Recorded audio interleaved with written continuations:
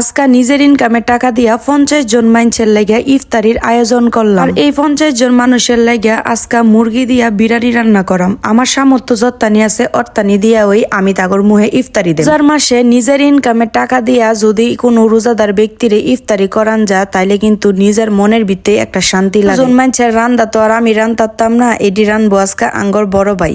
এইদিকে শরবতের ব্যবস্থাও আছে, এক বালতি শরবত বানায় লইতাছি।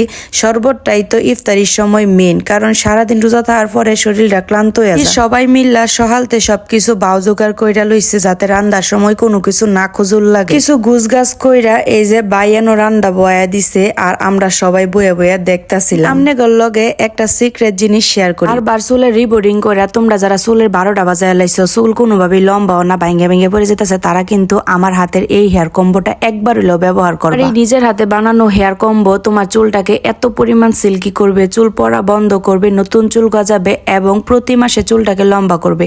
আমি আমার নিজের হাতেই হেয়ার কম্বো বানাই প্রায় 35টি প্রাকৃতিক উপাদান এবং বিভিন্ন ধরনের এসেনশিয়াল অয়েলস করে।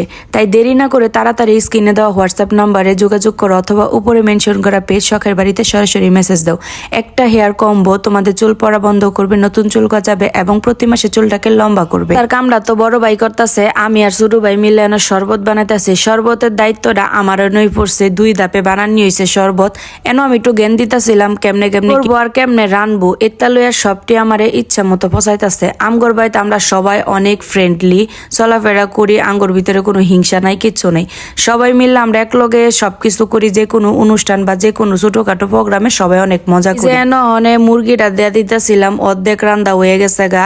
তারপরে আমার এই দিছে দিবার লাগে, আমি দিতারি না দেখে আমার কত অপমান। ভাই কইতাছে তুই এটা চারান্দা খায়াল, আমি কই রোজা না থাকলে ঠিকই খাইলাম, হইলে তুই খায়া দেখা যে তগর কামও সাহায্য হতাছি, এটাই বেশি বুঝছাস। এই যে চালটা ডালবার গেহাইরা যদি পানিটা আমার মুহের মধ্যে ফতো, তাও গরম পানি পরে কিরুমই লইলে সাহস কইরা কিন্তু ঠিকই চালটা দেয়া লাইছি। এখন বড় বাইরে কই তুমি দেওয়া মেলা জায়গা, রান্দা বাড়ার কাম আমার দ্বারা হইতো না। এর মধ্যে একটা ইফতারির আয়োজন করলে সবাই মিল্লা যখন একলগে হই তখন কিন্তু অনেক কথাবার্তা, অনেক আনন্দ ফুর্তি, অনেক কিছুই অনেক পরামর্শ। যেহেতু আঙ্গর বাইত ঈদের পরে একটা অনুষ্ঠান আছে, তো একখানো হইয়া সবাই মিল্লা একটু যুক্তি পরামর্শ করি, এই আর কি। সামনে করে একটা কথা কই, এই 50 জন মানুষ কিন্তু বাইরের কেউ হই না, আঙ্গ বাড়িরই সবাই, বুঝছোই না। আঙ্গর ভাই ছোট বড় 40 জন আর কিছু আত্মীয় স্বজন সাইডের আছে আর কি, সব মিলাই 50 জন। আর আজকে ইফতারির ট্রিটটা কিন্তু বড় ভাই দিছে, আমি না।